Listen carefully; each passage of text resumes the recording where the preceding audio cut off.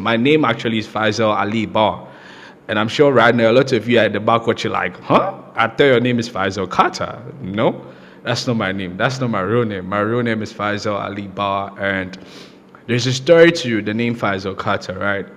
Growing up, I think at the age of, I don't remember the age, but I think like probably like my first year in high school, I was so insecure. I don't know why. I just didn't like my name.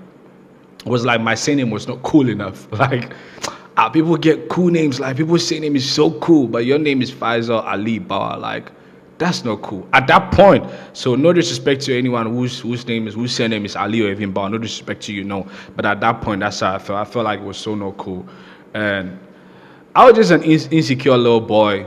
There was that little insecure boy in me who needed a healing, who needed to heal, but was never healed. A lot of people be walking out here and they say, oh, I went through this and I came out and glory be to God. Cool, you came out of it, cool.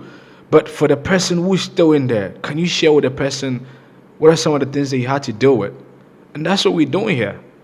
You know, from my insecurities to my porn addiction, to my masturbation addiction, to my sex addiction, to all of these things that I was into. Yo, I used to lie like crazy. Like pathologically, I was gone. I remember there are times that God is good. I remember there are times that, nobody's even asked me nothing, but whatever that comes out of my mouth is a lie. I'm just lying. Head on lie. I'm just lying. Like you ever told a lie and you sit back and ask yourself like, bro, why did you say that? That's where I was. And it was that bad. Up until 3 years ago, I was a very insecure person, but on the outside, and my energy was like very vibrant and all that. But I was so insecure of myself. I was so insecure of the people around me. I thought like everybody around me was better than me, and I need to all the time perform. I need to all the time be something that deep down within me I wasn't. So like I could go do all of the things that you can think about.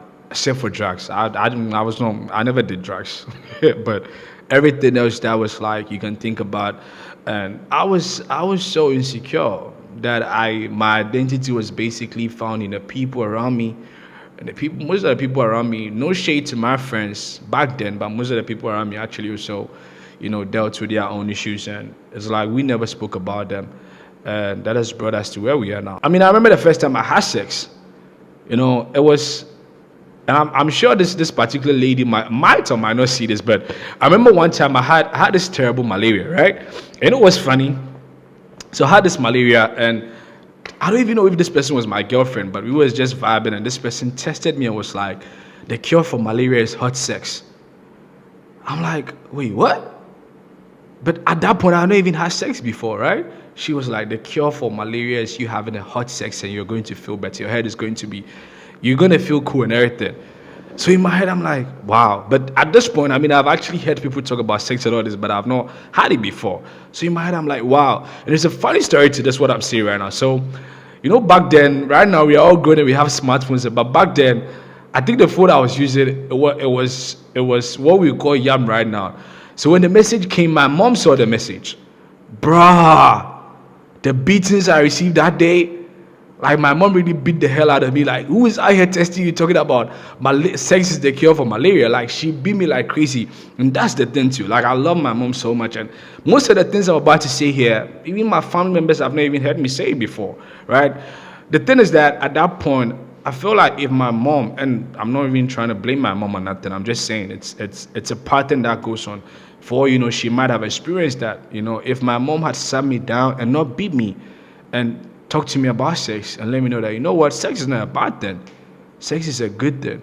But you need to know why you're having sex, and you need to know the context of sex.